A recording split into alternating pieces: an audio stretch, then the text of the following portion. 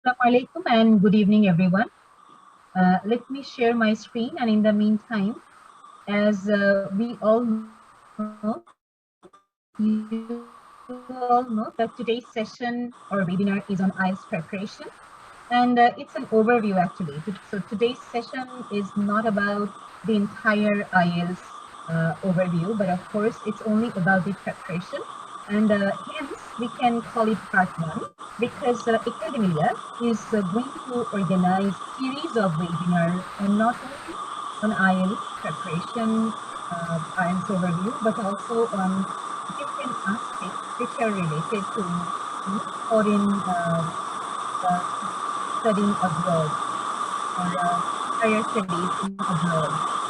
Well, as you know, that I am Abdul Bakr Hina. I teach English at Shahid International University. I'm also an teacher alumna of the Department of English, Dhaka, Bangladesh. And yes, of course, I'm also one of the consultants of Academia. And I welcome you all to today's session. Well, let's start this session with the overview on the 4 parts. But I believe that before getting into the details, we all, those who are here, we all know about this term IELTS. And what does it mean? I believe there are some students in this session today. Sazid, Nafia, Tanzina, Sohan. Are you all familiar with this term IELTS? সবাই আমরা জানি তো IELTS কাকে বলে? ফুল ফর্মটা হয়তো sometimes আমরা এটা মিস করে গিয়েছি, আমরা হয়তো ফুল ফর্মটা অনেক সময় সেভাবে খেয়াল করিনি, কিন্তু IELTS we are familiar with the term International English Language Testing System. Now it's a huge thing from one side, and if we consider it from the other side, it's only about the techniques and strategies. একদিক থেকে বিচার করতে গেলে বা দেখতে গেলে মনে হবে যে IELTS বোধহয় অনেক জটিল বা কঠিন কোনো বিষয়, আবার অন্যদিক থেকে মনে হতে পারে যে আসলে এটা সেরকম জটিল বা কঠিন কোনো বিষয় না, বিষয়টা হচ্ছে টেকনিক্যালি আমি কিভাবে এটা রপ্ত করতে পারি, that is the thing. So let us start with a brief discussion on the 4 parts, and let's start with IELTS listening. Well, IELTS listening, the entire duration of IELTS listening is 40 minutes. 30 minutes for the listening and an extra 10 minutes to transfer answers from question booklet to the answer sheet. আসলে IELTS এর যে 4টা ভাগ আছে, listening, speaking, reading and writing, প্রতিটার সময় কিন্তু আলাদা।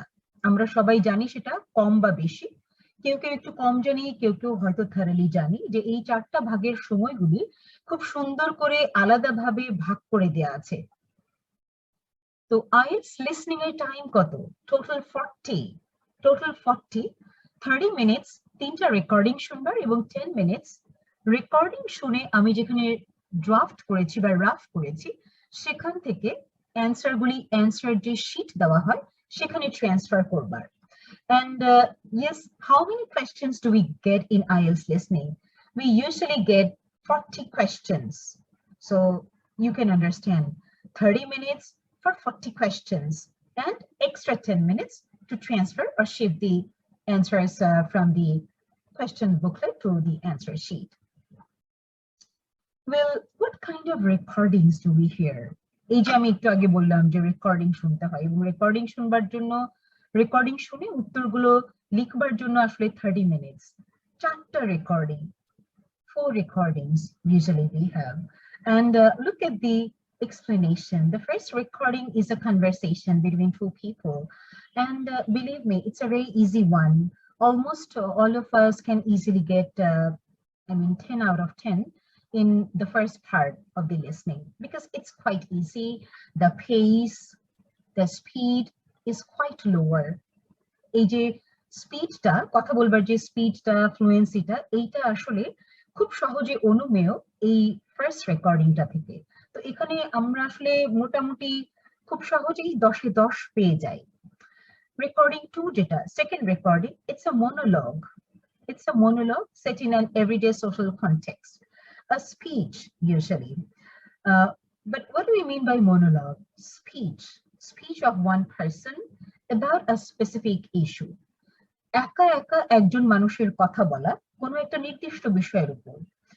প্রথমটা কিন্তু দেখেন conversation, dialogue, whatever we say. আর সেকেন্ড রেকর্ডিংটা যেটা আমরা শুনতে পাই সেটা কিন্তু আসলে একটা মনোলগ, তার মানে একটা একক স্পিচ, এবং এই স্পিচটা নির্দিষ্ট একটা বিষয়ের উপর হয়।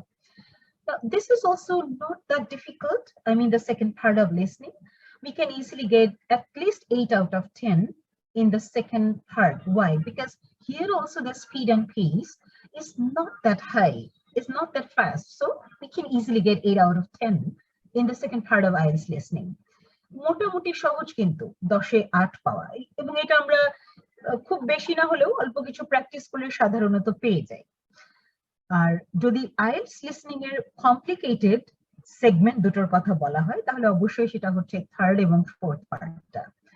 কারণ থার্ড যে পার্টটা আমরা শুনি লিসনিং এ সেটাও একটা কনভারসেশন, কিন্তু এই কনভারসেশনটা আসলে সাধারণত দুজন মানুষের কনভারসেশন না, দুইয়ের অধিক। তো যখনই দুইয়ের অধিক হয়ে যায় তখনই কিন্তু আমাদের কনসেন্ট্রেশনটা ভাগ হয়ে যায়। দুজন কথা বলে আমরা একরকম ভাবে চিন্তা করি, আমাদের মনোযোগটা একরকম থাকে। যেই মুহূর্তে চারজন আমরা শুনি সেই মুহূর্তে আমাদের কনসেন্ট্রেশন ভাগ হয়ে যায়, আমাদের ফোকাসটা শিফট হয়ে যায়, এবং আমরা কিন্তু চারজনের কাছ থেকেই সবকিছু তুলে রাখবার চেষ্টা করি প্রশ্ন বুঝে অবশ্যই। তো সেই ক্ষেত্রে এটা একটু কমপ্লিকেটেড মনে হতে পারে, but yes of course there are ways how this also could be resolved easily.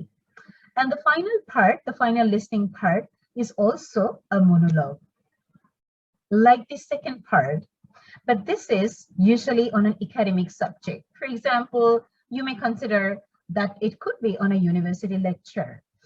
So দেখেন, আমরা যখন স্পিচ দেই, আমি যখন এটা সাধারণ বিষয়ের উপর কথা বলবো তখন একরকম ভাবে আপনি কনসেন্ট্রেট করবেন।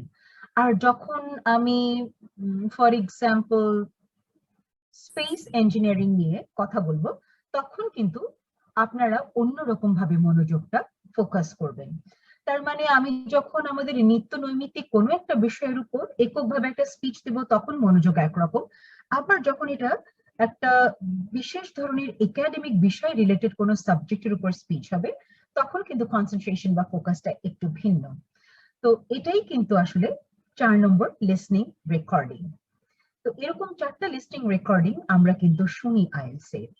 And yes, of course, we all should have,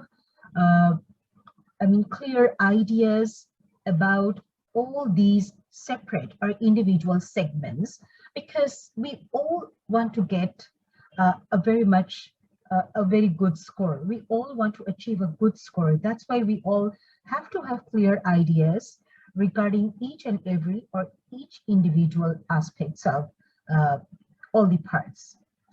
Now, the task types, what kind of questions do we usually get after listening to all these recordings? Probably this is your question. This is the question that is in your mind at this moment. এই যে আমি বললাম 4 ধরনের recording আমরা শুনি, তাহলে এই 4 ধরনের রেকর্ডিং থেকে কোন কোন ধরনের কোয়েশ্চেন আসবে? তো এটাও একটা স্টাডি করবার ব্যাপার। আসলে পুরোটাই কিন্তু জেনে বুঝে অ্যাটেম্প্ট করার মধ্যে, জেনে বুঝে পর্যাপ্ত পরিমাণ প্র্যাকটিস করে অ্যাটেম্প্ট করবার মধ্যে কিন্তু সার্থকতা। জানা বোঝা এবং প্র্যাকটিস যদি কম থাকে অ্যাটেম্প্ট কিন্তু আসলে সেরকম ভাবে সার্থক হবে না। তো কাজে আমাদের বুঝতে হবে এই যে টাস্ক টাইপ, এই যে কোয়েশ্চেন গুলি সেইগুলি কি ধরনের হতে পারে, নানান ধরনের হতে পারে, এবং এগুলি কিন্তু কোনো স্পেসিফিক না। তার মানে আমি এটা ভাবতে পারবো না যে আমি যখন আইএলটিএস লিস্টিং পরীক্ষা দেব তখন আমাকে কোয়েশ্চেন কিন্তু শুধুমাত্র মাল্টিপল চয়েস অথবা ম্যাচিং হেডিংস অথবা ফ্লো চার্টের উপর কোয়েশ্চেন করা হবে, তা কিন্তু নয়। এক এক ধরনের লিসনিং থেকে এক এক ধরনের কোয়েশ্চেন থাকতে পারে। সব ধরনের কোয়েশ্চেন যে 4টা রেকর্ডিং থেকে থাকবে লিসনিং এর আবার তাও কিন্তু নয়। কিন্তু আমাদের প্র্যাকটিসটা থাকতে হবে, আমার জানা থাকতে হবে how to answer matching heading, how to match headings actually after listening to a certain topic, certain speech, or how to complete summary with 1 word, 2 words, 3 words. আমার জানা থাকতে হবে যে আমি লিসনিং যেটা শুনছি সেখান থেকে আমি যখন ফিল ইন দ্য গ্যাপের অ্যান্সার করব 2 শব্দের মধ্যে কিভাবে সেই 2 শব্দ আমি সিলেক্ট করব। যদি আমাকে ইনস্ট্রাকশন দেয়া হয় 3 শব্দের মধ্যে ফিল ইন দ্য গ্যাপের উত্তর লিখবার, তাহলে সেই 3 শব্দ আমি কিভাবে লিখবো সেটাও কিন্তু আমাকে দেখেন প্র্যাকটিস করে, পর্যাপ্ত প্র্যাকটিস করে রপ্ত করতে হবে, জানতে হবে, বুঝতে হবে। And marking, well, each of the answer has 1 mark. So 40 marks for 40 questions, 30 minutes for 40 questions, extra 10 minutes to transfer the ideas from the question booklet to the answer sheet. So this is how, in short, how we look at IELTS listening. Well, now let us move on to IELTS reading. IELTS reading. And here the timing is 60 minutes, so 1 hour. We usually get 1 hour for IELTS reading, including the transfer time. And also there are 40 questions in reading. So once again, same amount of question like we had in listening.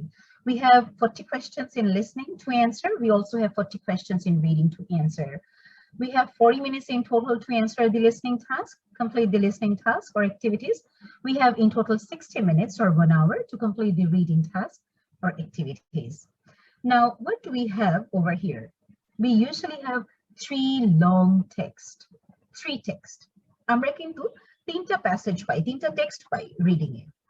এখন 3টা text এমন কিছুই না, এটা ভাবা যেমন বোকামি, আবার 3টা টেক্সট দেখে অনেক বেশি ঘাবড়ে যাওয়া, ভয় পাওয়া, সেটাও কিন্তু বোকামি। কারণ এমন সমস্ত টেক্সট আমার আসতে পারে, আমার চোখের সামনে থাকতে পারে যে সমস্ত বিষয়ক কোনো স্পেসিফিক জ্ঞান আমার নাও থাকতে পারে। যেমন আমি যদি আমার কথা বলি, আমি তো ফর এক্সাম্পল স্পেস ইঞ্জিনিয়ারিং অথবা অ্যারোনটিক্যাল ইঞ্জিনিয়ারিং এই বিষয়ে খুব সাধারণ জ্ঞান রাখি, যেটা সব সাধারণ মানুষের আছে, সেই রকমের খুব সাধারণ জ্ঞান আমার অ্যারোনটিক্যাল ইঞ্জিনিয়ারিং নিয়ে আছে। এখন এই বিষয়ে যদি একটা রিডিং প্যাসেজ আইএলটিএস পরীক্ষায় আমার সামনে আসে, আমার যদি অ্যান্সার করতে হয় এরকম একটা প্যাসেজ থেকে, যেই প্যাসেজের মূল বিষয় অ্যারোনটিক্যাল ইঞ্জিনিয়ারিং, আর সেটা দেখে যদি আমি ঘাবড়ে যাই এই ভেবে আমার তো আসলে কোনো পড়াশোনা নেই অ্যারোনটিক্যাল ইঞ্জিনিয়ারিং বিষয়ক, তাহলে কি হবে? তাহলে আসলে আমি সময় নষ্ট করব অ্যাংজাইটি থেকে, বা আমি স্ট্রেসড হয়ে যাব। এটার কোনোটাই করা যাবে না, কারণ আমি শুরুতে যেটা বলেছি আইএলটিএস কিন্তু আসলে একটা টেকনিক্যাল ব্যাপার, এটা হচ্ছে স্ট্র্যাটেজি রপ্ত করা। আমি অ্যারোনটিক্যাল ইঞ্জিনিয়ারিং নিয়ে কতটা জানি সেটার উপর ভিত্তি করে আমার একটি প্রশ্নের উত্তর দিতে হবে না আইএলটিএস এ। এটাই হচ্ছে মজাটা, এটাই ইন্টারেস্টিং পার্টটা। তাহলে কিভাবে উত্তর দিতে হবে? Technically. How to grab or adopt those techniques? Of course, through practice and practice and practice and practice. So this is the only solution. And these texts, these passages usually are taken from where? Now look at these sources: books, journals, magazines, and newspapers.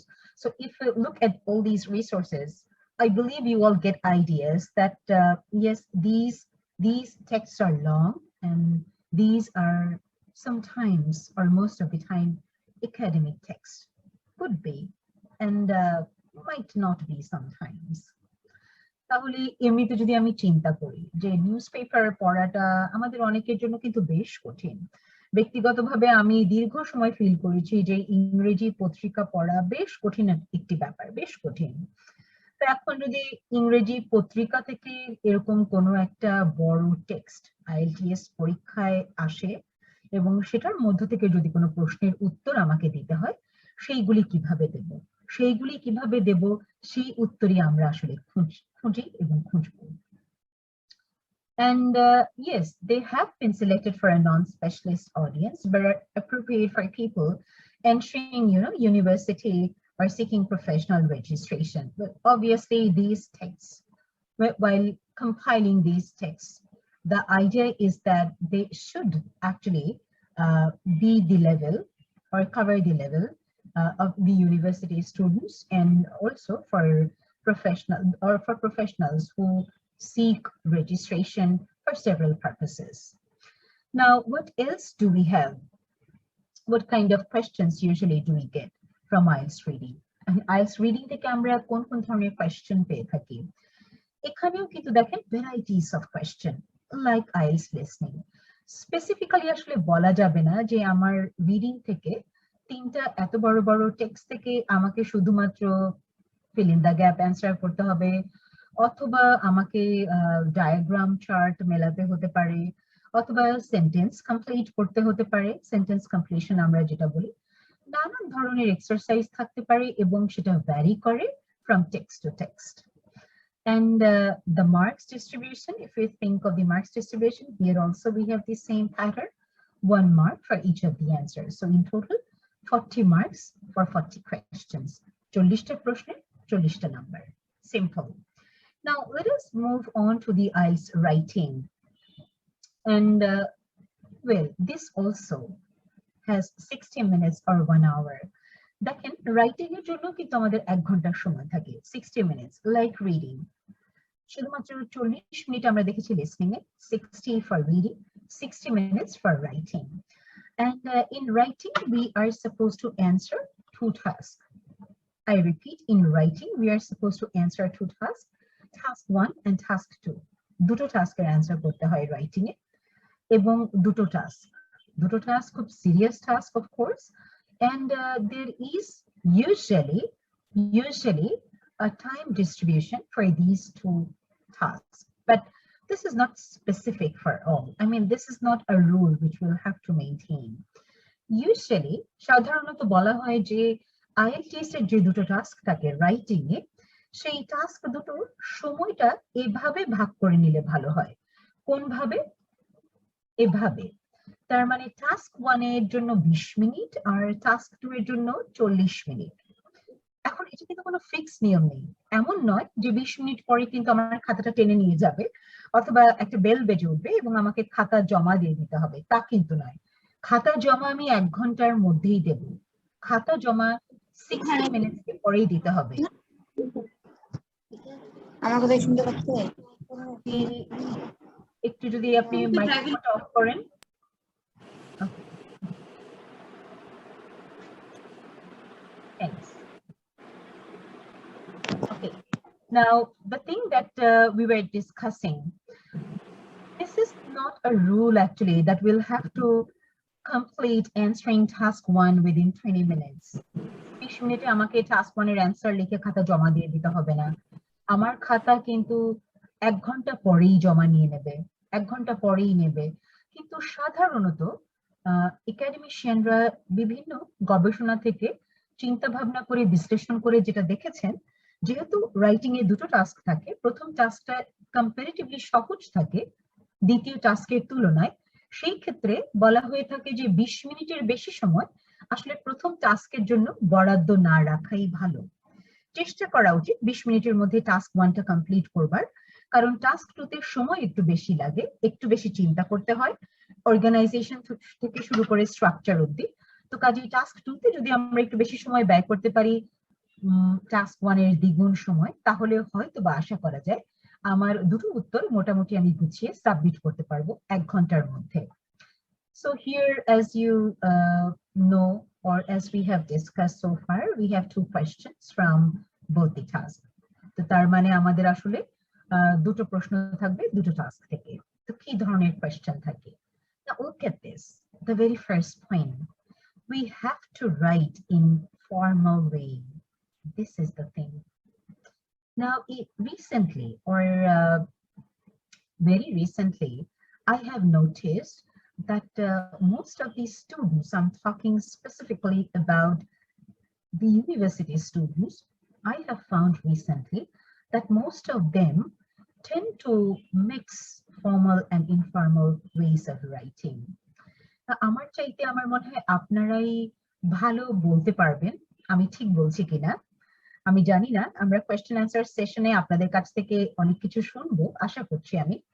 তো আমার কেন যেন মনে হচ্ছে হয়তো আপনারা নিজেরাই বলবেন যে আমাদের আসলে ফর্মাল এবং ইনফর্মাল রাইটিংটা মিক্স হয়ে যায় কোনো কিছু লিখতে গেলে। ইভেন একটা সিম্পল কোয়েশ্চেনের অ্যান্সার যদি দিতে হয় পরীক্ষার সময়, সেটা একটা ডেসক্রিপটিভ বা নেগেটিভ যে ধরনের কোয়েশ্চেনই হোক না কেন, লিখতে গেলে কিন্তু আমাদের ফর্মাল ইনফর্মাল এক্সপ্রেশন একত্রিত হয়ে যায়। যেমন আমি কিন্তু বিভিন্ন জায়গায়, আমার বিশ্ববিদ্যালয়ের বাইরে বিভিন্ন জায়গায়ও আমি দেখেছি নানান জায়গায় যে নানান ধরনের ইনফর্মাল এক্সপ্রেশন একটা একাডেমিক রাইটিং এর মান ভীষণভাবে কমিয়ে দেয়। তো কাজেই এইটা আমাদের কিন্তু চর্চা করতে হবে। আর কিভাবে চর্চা করা যায়, কিভাবে আমি এটা বুঝতে পারবো, এটা আমি ধরতে পারবো যে আমার লেখাটা আসলে ইনফর্মাল হচ্ছে না, আমি পুরোপুরি ফর্মালি লিখছি। এই ফর্মাল রাইটিং ধরবার জন্য আমার মনে হয় সবচেয়ে বেস্ট টিপ সেটা হচ্ছে ফর্মাল রাইটিং পড়া। আমার কেন যেন মনে হয় আজ থেকে যদি আপনি ফর্মাল জিনিসপত্র পড়তে শুরু করেন, আসলে এটা ডানে বামে আর কারোর বলা লাগবে না।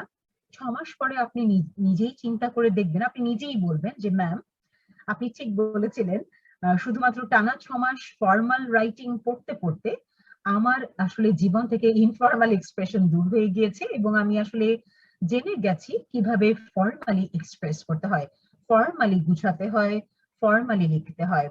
Formal organization, formal structure, they are different from informal organization, informal structure. IELTS academic writing is about formal writing. IELTS writing into formal writing. Now look at this, what do we have in task one? Usually in task one, we have graph, either we have a graph or we have a table or chart or diagram, usually. Task ওয়ানে কিন্তু একটা table থাকতে পারে যেটা explain করতে হতে পারে, একটা গ্রাফ থাকতে পারে, অথবা একটা চার্ট অথবা একটা ডায়াগ্রাম থাকতে পারে যেটাকে সাধারণত আমরা ডেসক্রাইব করি বা সামারাইজ করি। আর টাস্ক টু তে কি থাকে? টাস্ক টু তে থাকে আসলে যে কোনো একটা আর্গুমেন্টেটিভ আলোচনা অথবা একটা problem discussion with a problem solving attitude or something like that, or presenting arguments on or against the topic. Usually this is the kind of writing that we usually have in task 2, IELTS writing task 2. তার মানে task 2 এর লেখাটা একবার ভেবে দেখেন, এটা আসলে কোনো পক্ষকে সমর্থন করা বা সমর্থন করছি না পুরোপুরি ব্যাপারটা যে সেরকম তা নয়, কিন্তু হ্যাঁ অবশ্যই এটা একটা আর্গুমেন্টেটিভ আলোচনা। আর যখনই আমরা কোনো আর্গুমেন্টেটিভ আলোচনায় যাই, খেয়াল করে দেখেন তখন কিন্তু খুব পাওয়ারফুল, খুব বোল্ড, খুব স্ট্রং যদি না থাকে আমার লেখনী, তবে কি হবে? তবে কিন্তু আসলে সেই আলোচনার মধ্যে কোনো দম থাকবে না, কোনো আকর্ষণ থাকবে না, এবং এটাই খুব স্বাভাবিক। এখন দেখেন এই আর্গুমেন্টেটিভ ডিসকাশন নিয়েও আমরা অনেকে ভীত সন্ত্রস্ত হয়ে যাই। আমাদের কিন্তু অনেকের মনে হয় যে এখন আমাকে যদি কেউ বলে যে ইউএস এর ওবিসিটি নিয়ে একটা আর্গিউ করতে, ওবিসিটির পরিমাণ কি ইউএসএ তে বেশি নাকি ওবিসটা আসলে ইউরোপিয়ান দেশগুলিতে বেশি মাত্রায় অনেক বড় একটা ইস্যু। এখন সাধারণভাবে আপনি বলতে পারেন যে ম্যাম আমার তো আসলে সেরকম ভাবে স্ট্যাটিস্টিক্স জানা নেই, আমি তো আসলে সেরকম ভাবে বলতে পারছি না স্ট্রংলি যে হ্যাঁ ইউএসএ তে ওবিসের পরিমাণ বেশি অথবা ইউরোপিয়ান দেশগুলিতে ওবিস পেশেন্ট বেশি বা সেরকম, বা এর থেকে নানান অসুখ বিসুখের সংখ্যাটা বা স্ট্যাটিস্টিক্সটা ইউরোপে বেশি বা ইউএসএ তে বেশি আমি জানি না। তাই আমি কি করে কোনটাকে সাপোর্ট করব বা কোনটাকে আমি সাপোর্ট করব না বা কোনটার বিপক্ষে থাকবো বা বিরুদ্ধে বলবো? আসলে ব্যাপারটা সেরকম নয়, পক্ষ বিপক্ষ বা বিরুদ্ধ বা সমর্থনের বিষয় না, বিরোধিতা বা সমর্থনের বিষয় না। বিষয়টা হচ্ছে যে আমার লেখনী বা স্টাইল, আমার লেখার স্টাইল, এই যে ফর্মাল একাডেমিক রাইটিং স্টাইল, আমার শব্দের ব্যবহার, আমার বাক্যের গঠন আমার লেখাটাকে একটা চমৎকার আর্গুমেন্টেটিভ এসে বা প্যারাগ্রাফে ট্রান্সফার করতে পারে। আমি আবার বলছি, আমার শব্দের সিলেকশন, আমার স্ট্রাকচার, বাক্যের গঠন, আমার বাক্যের সৌন্দর্য সবকিছু মিলে আমার আসলে এসেটাকে একটা চমৎকার আর্গুমেন্টেটিভ এসেতে ট্রান্সফার করতে পারি, এবং সেটাই কিন্তু IELTS writing. Now the final one, IELTS speaking. এটাই আমাদের শেষ part, because we all know that there are 4 segments or sections in IELTS: listening, speaking, reading, and writing. So this will be the last one, the last topic on which we would have a brief overview. IELTS speaking. And let me share that in IELTS speaking, we have three parts. We usually have three parts: part one, part two, and part three. Well, part two and part three actually are interrelated parts. In general, you can say that there are two parts in IELTS speaking, part one and part two, because part three is directly connected or associated with part two. Now, what do we have in part one? Part one is about general introduction, Now, well, you might feel that, ma'am, this is so easy, because if someone asks me about myself, that will be very easy to answer for me. Yes, that will be easy because I know myself, I have my information, but believe me, it's not easy all the time. Whenever we have an IELTS examiner in front of us, it's not that easy. Why? Well, that is the answer that we would look for further. এই যে আমরা সবসময় অনেকে মনে করি যে IELTS এর introduction বা জেনারেলি আমাকে যদি কেউ পরিচয় দিতে বলে যে আপনি আপনার পরিচয় দিন, তখন আমাদের অনেকের মনে হয় এটা আর এমন কি, পরিচয় দেওয়ার মধ্যে আর এমন কি বা কঠিন বিষয় থাকতে পারে, বা পরিচয় দেবার মধ্যে সাজানোর কি থাকতে পারে, অর্গানাইজেশনের কি থাকতে পারে। আমি আসলে এখানে স্পষ্ট করে বলতে চাই, পরিচয় দেওয়াটা অনেক বড় ব্যাপার এবং এটা খুব ইমপ্রেশন তৈরি করবার ক্ষেত্রে গুরুত্বপূর্ণ ভূমিকা পালন করে। এই যে ইন্ট্রোডাকশন, সেলফ ইন্ট্রোডাকশন, এবং আসলে যতটা আমরা হেলাফেলা করে বিষয়টাকে দেখি, ততটা হেলাফেলার বিষয় না এটা, কারণ সেলফ ইন্ট্রোডাকশনেরও কিছু অল্প কিছু টেকনিক বা স্ট্র্যাটেজি আছে, যেটা আমি মনে করি যদি একবার আমি রপ্ত করে ফেলতে পারি, পৃথিবীতে আমি যে কয়দিন বেঁচে আছি আমার সেলফ ইন্ট্রোডাকশনে কোনো সমস্যা হবে না। তো কাজেই আমি দেখে নেই, হ্যাঁ, হাউ টু স্টার্ট, আমি কিভাবে শুরু করব self introduction. Usually we start with our names. আমরা কিন্তু আমাদের নাম দিয়ে সেলফ ইন্ট্রোডাকশন শুরু করি। এখন দেখেন, এই নাম দিয়ে শুরু করার মধ্যে অনেক ধরনের জটিলতা আছে, ভীষণ জটিল জটিল বিষয় আছে এই নাম দিয়ে ইন্ট্রোডাকশন শুরু করবার। আমি আসলে খুব ছোট মানুষ হলেও বেশ কিছু ইন্টারভিউ বোর্ডে থাকবার সুযোগ এবং সৌভাগ্য আমার হয়েছে। তো সেখান থেকে আমি দেখেছি এবং শুনেছি যে আসলে এই নাম বলবার ক্ষেত্রে কত ধরনের জটিলতা হতে পারে একজন মানুষের। সিম্পল তার নিজের নাম, এবং এই জটিলতা শুরু হয় আসলে এমডি থেকে। এবং এমন একটি ইন্টারভিউ এর কথা আমার মনে আছে, যেটা আমি শেয়ার করতে চাই। কোনো একটি ইন্টারভিউতে আমার পাশে বসে থাকা একজন খুব বড় মাপের পণ্ডিত, আমি বলবো খুব বেশ বড় মাপের একজন স্কলার, উনি একবার ইন্টারভিউয়ের মুখ থেকে এমডি, তার এমডি এক্স শুনে উনি তাকে সরাসরি বলেছিলেন, আপনি আসলে কোন কোম্পানির MD? Because MD stands for Managing Director. Now, look, this is the, practical scenario that we usually have, specifically in formal or academic settings like this. Now, এই যে ইন্টারভিউ বোর্ড ফেস করা, IELTS এর বাইরে সেটাও formal, আর IELTS সেটাও formal.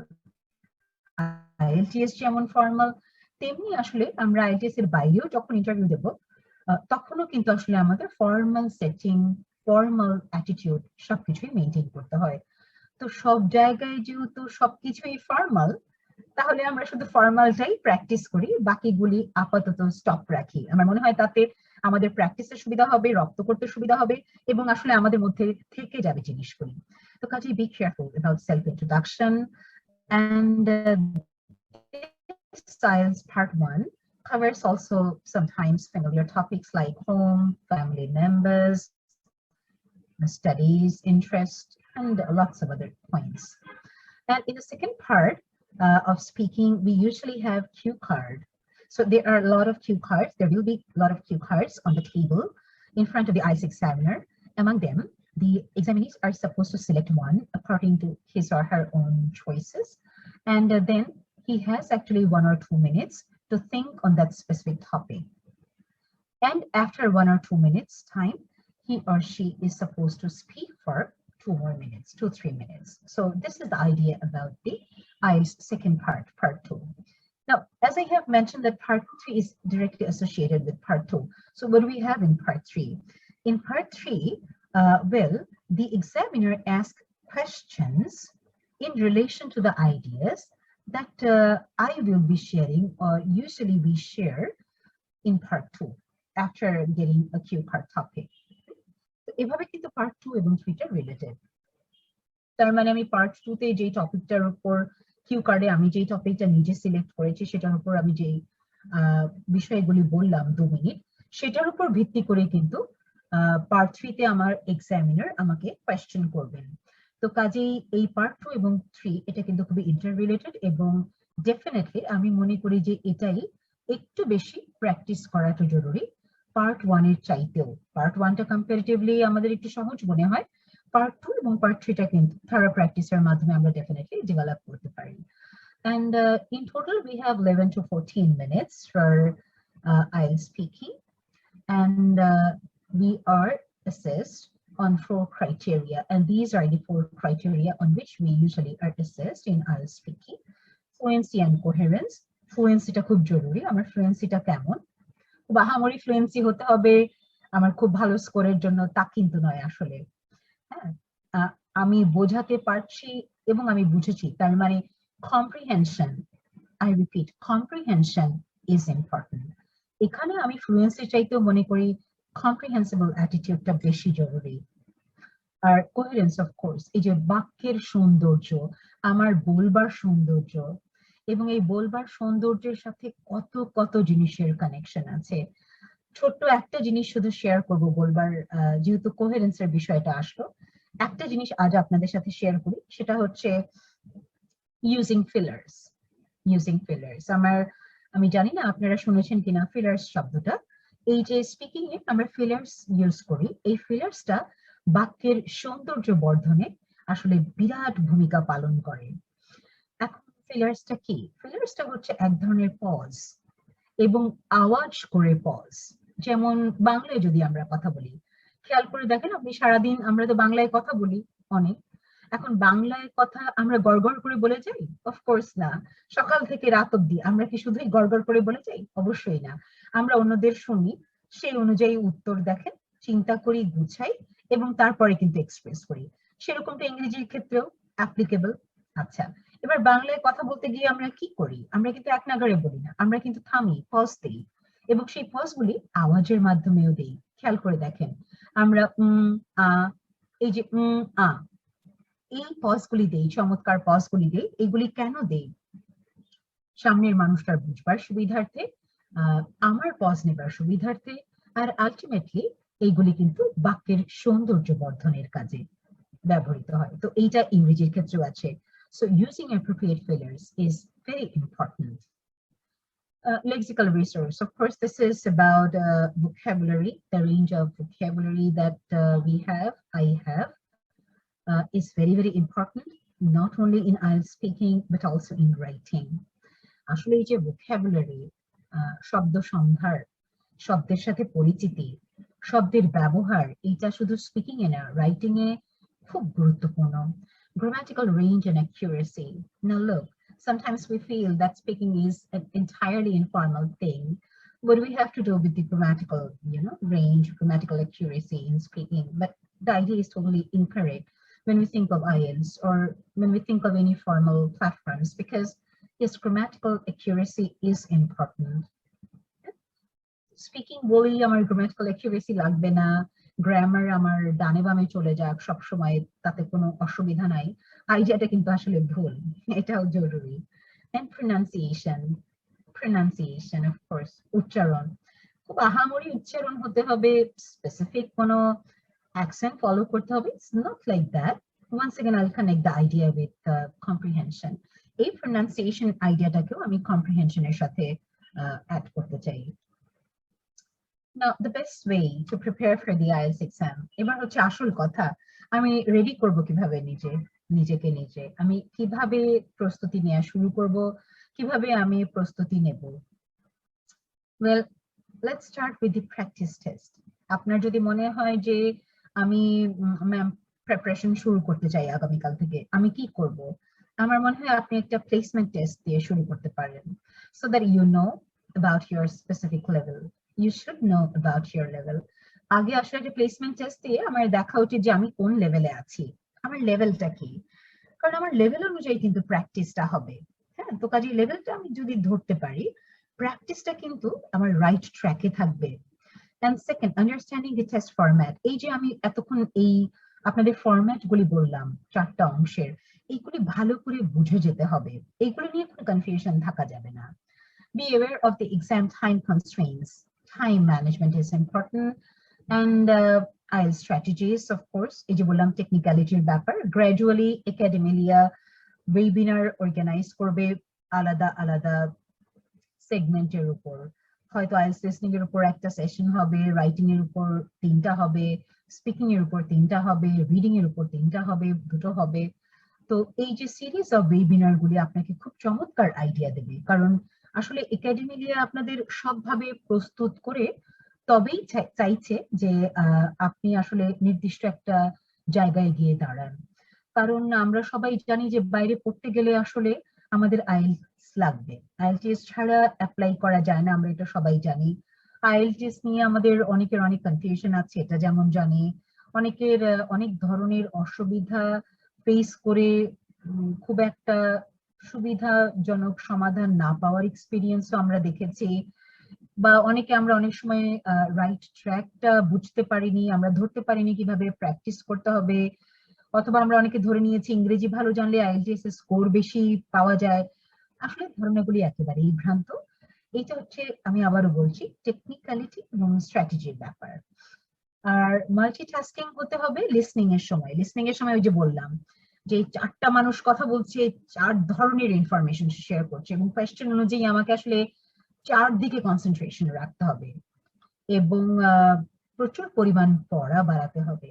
এই যে আমি একটু আগে বললাম আপনাদের, প্রচুর পরিমাণ যদি আপনি ফর্মাল জিনিসপত্র আজকে থেকে পড়া শুরু করেন, আপনি নিজের ডেভেলপমেন্ট দেখে অবাক হয়ে যাবেন। অনলি আফটার 3 মান্থস, আপনি 3 মাসের মধ্যে আপনার একটা অভূতপূর্ব পরিবর্তন দেখতে পাবেন, definitely. And use appropriate and assertive English terms when writing. So that was all from my part, and finally I'd like to end with this one. Practice both online and offline. আসলে IELTS এর প্র্যাকটিসের জায়গার অভাব নেই, online এবং offline প্রচুর জায়গা আছে প্র্যাকটিস করবার। আমাদের দরকার শুধু determination. So that was all from my part.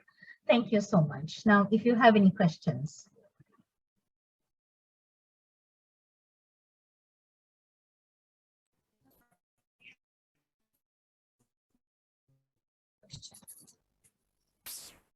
আমরা কোনো প্রশ্ন আছে কিনা?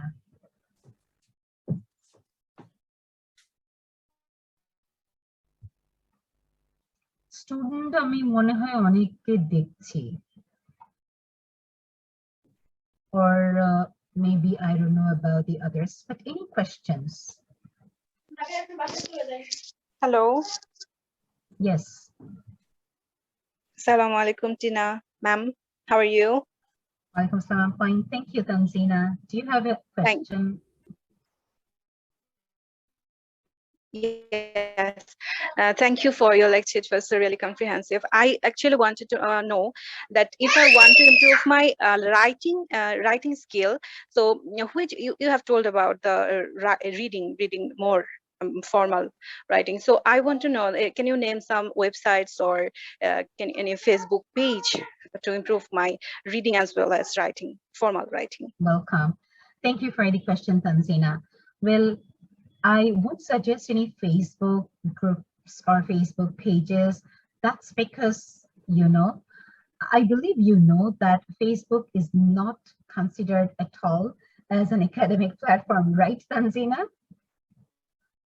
Right, ma'am, you're right. Thank you. I won't academic reading, but yes, of course, there are some Facebook groups or pages which share different types, different articles, a lot of information, authentic information, research on varieties of subjects or topics. And I believe that if, I don't know whether you are a student or not, if you are are you a student, Tanzina? No, I'm not a student. Okay, that's great. So if you're not a student, Tanzina, then why don't you go for academic articles? if you are not student, because I think that will give you more insights. You will have that opportunity to explore more if you read articles, academic articles on your own interest. It's not that you'll have to, go for articles on varieties of topics. It's not like that. Whatever interests you, Tansina, you can go for that. Well, if you're not interested in art, please don't read articles on art. If you're interested on literature, why don't you go for a different critical review of literature? Yeah, for example, consider a text. Consider Rabindranath or Nazrul's text. If you are a Nazrul fan, or if you are a Rabindranath fan, then why don't you go for the critical reviews? Because there are so many experts, critical experts, who have reviewed so many texts wonderfully, and they are so valuable. So why don't you go for them? But if you are a student, Tanzina, or the others, Tanzina is not a student, but for students, specifically, I would suggest you to please consult experts, consult your teachers, consult your seniors, what specific thing you should read at this moment. Because if you don't go for formal reading, it will be difficult for you to, implement words or formal expression. দেখেন একটা জিনিস formally আমার যদি পড়ে পড়ে অভ্যস্ততা তৈরি হয়, আমি যদি প্রচুর আর্টিকেল পড়বার অভ্যাস তৈরি করে ফেলতে পারি, তাহলে কি হবে দেখেন, একে তো ফর্মাল একটা রাইটিং স্টাইলের সাথে আমার পরিচিতি ঘটলো, তার উপর এই যে মাথাওয়ালা মানুষগুলো, এই যে খুব বড় বড় স্কলাররা যেভাবে লিখেন, তাদের লেখনির মাধ্যমে আমার যে এই যে নিজের একটা একটা মনস্তাত্ত্বিক পরিবর্তন এবং আমার মনের মধ্যে যে একটা আকাঙ্ক্ষা তৈরি হওয়া, যে আসলে এই ধরনের বিষয় এভাবে ফর্মালি লেখা যায়, এই আইডিয়া গুলি থেকে আপনি নিজেকে বঞ্চিত করবেন যদি আপনি এখন থেকে এইগুলি পড়া না শুরু করেন।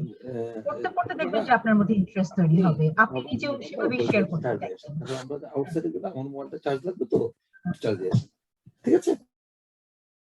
Okay. So, any other questions? Thank you, Tansina, for the wonderful question. Article পড়াশোনা করলেন, একাডেমিক আর্টিকেল গুলি খুব কাজে দেবে, ভীষণ কাজে দেবে সব দিক থেকে।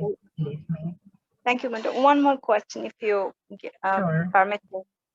Okay, I want to know any ways to improve my listening. Do you suggest any news or BBC news like this, or any documentary movies which you like, which you want to give more focus on, that will improve my listening? A wonderful question. Should I share my personal experience? Sure, madam. That will be very patient. Yes, because I often get this question, how to improve my listening. I also can see one of my students in this session today. She's from Daffodil International University, Sazia. I believe Sazia also has asked me a question like this in the class or outside the class, ma'am. How can I improve my listening? Our maximum students এবং স্টুডেন্টদের বাইরে আমি যেসব জায়গায় কাজ করি, যেসব জায়গায় আমি যাই, ম্যাক্সিমাম জায়গায় আমি কিন্তু কোয়েশ্চেনটা শুনি, আমার লিসনিং ইমপ্রুভ করবো কিভাবে। আমি আসলে পরামর্শ দেওয়ার চাইতে মনে করি আমার এক্সপেরিয়েন্স শেয়ার করি, সেটাতে কাজে লাগতে পারে বা সেটাতেই কাজ হতে পারে, সেটাও একটা প্রেফারেন্সে থাকতে পারে, আপনাকে একটু মোটিভেট করতে পারে হয়তোবা। বিষয়টা হচ্ছে আমার লিসনিং কিভাবে ইমপ্রুভ করেছে। আমার লিসনিং ইমপ্রুভ করেছে কিন্তু শুধুমাত্র কান দিয়ে শুনে। এখন কি কান দিয়ে আমি বেশি শুনেছি, like Tanzina asked, so what to watch, what to hear, should I watch movies or should I listen to BBC, CNN news, what? আমি কি করেছি জানেন, ছোটবেলা থেকে আমার মানে পার্সোনাল এক্সপিরিয়েন্স হচ্ছে প্রচুর পরিমাণ সিনেমা এবং টক শো, চ্যাট শো ইংরেজিতে দেখা। আমার কেন যেন মনে হয় আমার এই যে লিসনিং পাওয়ার, আজকে এই যে আমার মোটামুটি বেশ ভালো একটা লিসনিং পাওয়ার আমার আছে, এইটার পেছনের মূল ভূমিকা হচ্ছে সিনেমা দেখা, প্রচুর পরিমাণ সিনেমা দেখা, ইংরেজি সিনেমা অবশ্যই, মুভি দেখা, আর হচ্ছে বিভিন্ন টক শো এবং চ্যাট শো দেখা। এই নেশাটা এতটাই প্রকট হয়ে গিয়েছে আমার, এখন কিন্তু আমি আসলে হয়তো অনেকের শুনতে খুব একটা ভালো নাও লাগতে পারে, আমাকে কিন্তু কেউ যদি অন্য কোনো ভাষার সিনেমা দেখায়, আমি কিন্তু আসলে মনের ইচ্ছার বিরুদ্ধে দেখি। তার মানে আমার মনের অজান্তেই আমি আসলে এত বেশি ইংরেজিতে দেখেছি এবং শুনেছি যে আমার কিন্তু আসলে অন্য কোনো ভাষার কোনো কিছু দেখতে শুনতে খুব একটা ভালো লাগে না। তো কাজেই এই যে দেখে আমার এখন কি হয়েছে, বহু সিনেমা আমি দেখেছি, কিছুই বুঝি নাই, তারপরও দেখে গেছি। এই দেখতে দেখতে, শুনতে শুনতে আমি জেনেছি চিৎকার চিৎকার করা চিৎকার করার কতগুলি চমৎকার শব্দ আছে পৃথিবীতে, এবং কোন কোন শব্দ কোন কোন জায়গায় ব্যবহার করা যায়। আমি দেখেছি হরর মুভিগুলিতে চিৎকার করলে সেইটা একরকমের, আবার যদি একটা অ্যাক্সিডেন্টের সময় মানুষ চিৎকার করে, সেইটার এক্সপ্রেশন, ওয়ে অফ এক্সপ্রেশন কিন্তু ডিফারেন্ট। হ্যাঁ, তো কাজেই এই যে একটা মামুলি চিৎকার করার এক্সপ্রেশন এক এক সিচুয়েশন এক এক রকম, এইগুলি চমৎকার এক্সপিরিয়েন্স আমার হয়েছে। তো আমার মনে হয় যে খুব বেশি মাত্রায় যদি আমরা ইংরেজি দেখি এবং শুনি, সেটা যাই হোক, আপনার ইন্টারেস্ট অনুযায়ী তানজিনা, সেটা যেটাই হোক, আমার মনে হয় কাজে দেবে। Thank you.